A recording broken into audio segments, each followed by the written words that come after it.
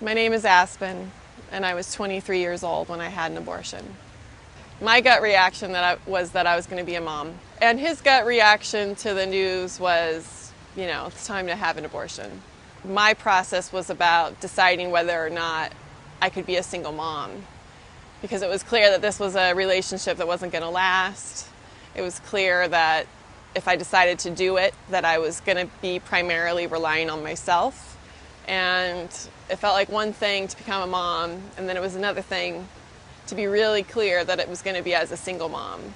And getting to the place where I decided that's not actually what I wanted to do, and not the way I wanted to become a parent, and not the sort of ticket that I wanted to write to myself for the rest of my life.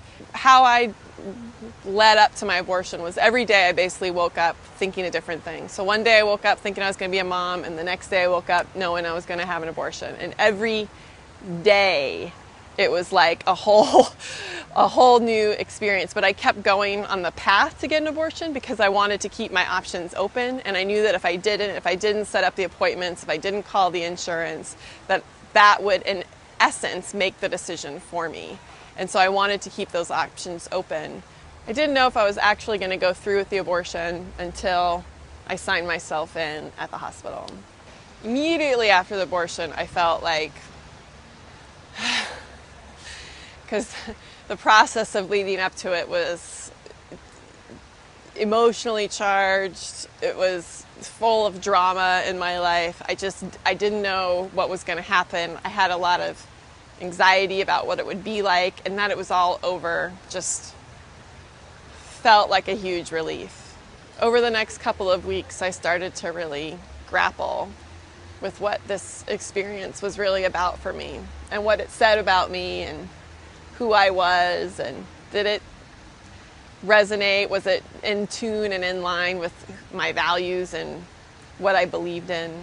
I wasn't sure. And then I was still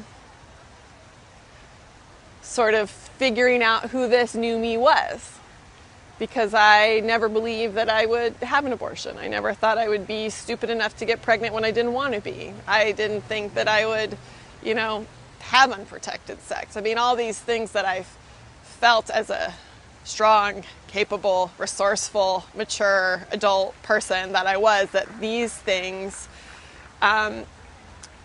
in some ways felt like failure, but it also really felt like a maturing.